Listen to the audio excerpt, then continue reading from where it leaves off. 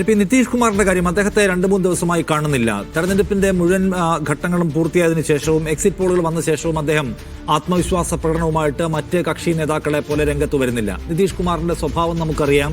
അദ്ദേഹത്തിന് അങ്ങോട്ടോ ഇങ്ങോട്ടോ മാറുന്നതിലെങ്കിലും തത്വദീക്ഷയില്ലാത്ത ഒരാളുമാണ്. പക്ഷേ ഇത്തവണ അദ്ദേഹത്തെ ഇപ്പുറത്ത് കിട്ടുമെന്ന് വിചാരിക്കുന്ന ചില ആളുകളെ കാണുന്നു. അത് സാധ്യമാണോ? കാരണം നിതീഷ് കേന്ദ്രത്തിൽ മോദിയുമായി ചേർന്നുകൊണ്ട് ഭരണം നിർവഹിച്ചുകൊണ്ടിരിക്കുകയാണ്. നിതീഷിനെ വെറുതെ കൈവിട്ട് കളയുക എന്നത് BJPക്ക് ഒരു നിലയ്ക്കും സാധ്യമല്ലാത്ത കാര്യമാണ്. അങ്ങനെ ഇറങ്ങിപ്പോകാൻ നിതീഷിന് അത്ര എളുപ്പവുമായിരിക്കില്ല. എന്ന് മാത്രവുമല്ല, അദ്ദേഹം പഴയ ആവേശഭരിതനായ ഒരു നേതാവുമല്ല. അദ്ദേഹത്തിന്റെ പാർട്ടിക്കും അദ്ദേഹത്തിനും നല്ല വാർദ്ധക്യം ഫീൽ ചെയ്യുന്ന സമയം കൂടിയാണ്. അതുകൊണ്ട് നിതീഷ് ഇത്തവണ കൂടി ചാടിക്കളിച്ചേക്കും എന്നൊക്കെ വിചാരിക്കാൻ വല്ല ന്യായമുണ്ടോ ശ്രീരാഗ്?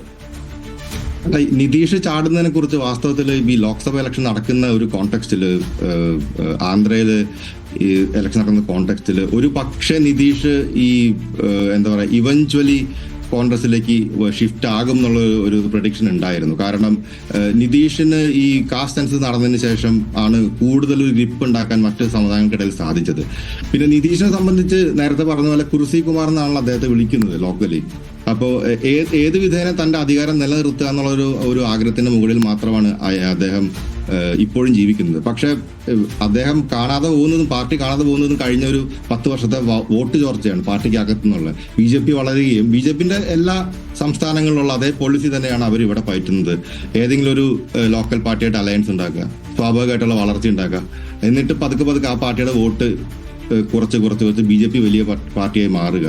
അപ്പോൾ ഒരു പക്ഷേ ഈ ഇലക്ഷനിൽ കൂടെ ഈ ഇലക്ഷൻ റിസൾട്ട് വന്നതിന് ശേഷമായിരിക്കും നമുക്കിത് പറയാൻ കഴിയുക എത്ര ശതമാനം വോട്ടിലാണ് നിതീഷ് കുമാർ ജയിക്കാൻ സാധിക്കുക, അദ്ദേഹം ജയിച്ചാൽ എന്താണ് സംഭവിക്കുക എന്നുള്ളത്. പിന്നെ നിതീഷ് കുമാറിന് ഒരു തരത്തിലും വിശ്വസിക്കാൻ പറ്റാത്ത ഒരു രാഷ്ട്രീയ സാഹചര്യമാണ് ഉള്ളത്. അദ്ദേഹം ആരോടൊപ്പം പോകും എന്നുള്ളത് ഇലക്ഷന് ശേഷം അദ്ദേഹം തന്നെ തീരുമാനിക്കുന്ന കാര്യമായിട്ട് പലപ്പോഴും തോന്നിയിട്ടുള്ളത്.